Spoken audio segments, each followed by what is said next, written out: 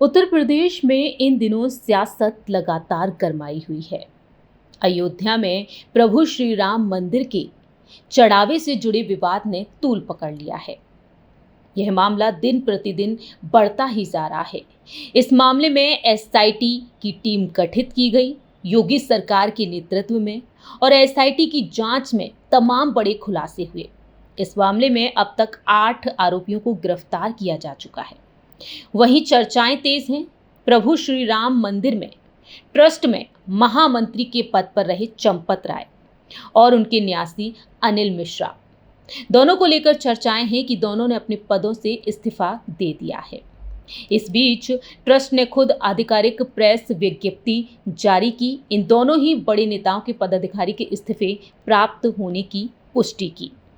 वहीं इस प्रेस विज्ञप्ति में कहा गया कि पिछले कुछ दिनों से राम मंदिर परिसर में सुनी जा रही अप्रिय दुर्भाग्यपूर्ण घटनाओं से पूरा न्यास हैरान है, अत्यंत दुखी है। समस्त राम भक्तों और राम सेवकों के प्रतिनिधि के रूप में निष्पक्ष जांच सुनिश्चित करने के लिए कदम उठाए जा रहे हैं। न्यास ने स्पष्ट किया कि महामंत्री चंपत राय और न्यासी अनिल मिश्र से त्यागपत्र प्राप्त हो चुका है, जिस पर ट्रस्ट अपनी आगामी बैठक में विचार विमर्श करेगी और अंतिम फैसला लिया जाएगा। वहीं अगली बैठक 11 जुलाई को होनी है और इस बैठक में ट्रस्ट नए महासचिव की नियुक्ति पर भी चर्चा कर सकता है। इसी दौरान देखा जा रहा है कि चंपत राय के इस्तीफे को लेकर जो चर्चाएं तेज हुई हैं, उन चर्चाओं को लेकर भी लगातार सवाल उठ रहे हैं।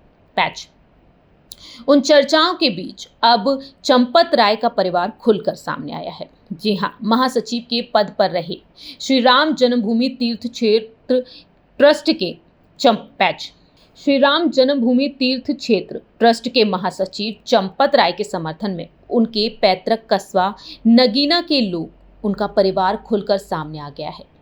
लोगों का कहना है कि उन्हें फंसाया जा रहा है। वे पूरी तरह से ईमानदार हैं।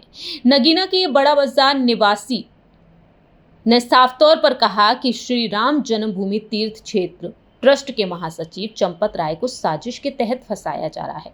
घटनाक्रम महज एक राजनीतिक खेल है। करोड़ों के चढ़ावे का कोई घोटाला हुआ होता तो उनके परिवार और भाइयों की संपत्ति में बदलाव दिखता, लेकिन आज भी उनका पुश्तैनी मकान बिल्कुल जर्जर हालत में है। देश और सनातन धर्म की सेवा के लिए उन्होंने अपनी सरकारी नौकरी तक छोड़ दी। वहीं दूसरी ही ओर चंपत राय के छोटे भाई सुनील कुमार बंसल का बयान भी सामने आया। उन्होंने पूरे मामले को विपक्ष का राजनीतिक साजिश करार दिया। उनके भाई ने पूरा जीवन पारदर्शिता, ईमानदारी और त्याग में ही बिता दिया। जिन लोगों ने यह गड़बड़ी की, उन्होंने चंपत राय की ईमानदारी का फायदा उठाकर उनके साथ विश्वासघात किया है। अगर किसी को लगता है कि उन्होंने कहीं जमीन खरीदी तो सरकार उसकी जांच कराकर उस पर बुलडोजर चलवा दे। चंपत राय कुल 6 भाई और 4 बहनें थी, जिनमें से 3 भाइयों का निधन हो गया। वे अपने पिता के निधन के समय 2003 में आखिरी बार अपने पुश्तैनी घर आए थे।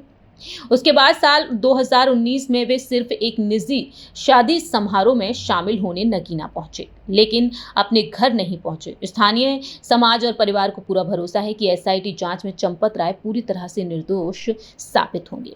फिलहाल देखा जाए तो इस मामले में 8 लोगों के नाम खुलकर सामने आए हैं और 8 लोगों को गिरफ्तार कर लिया गया है।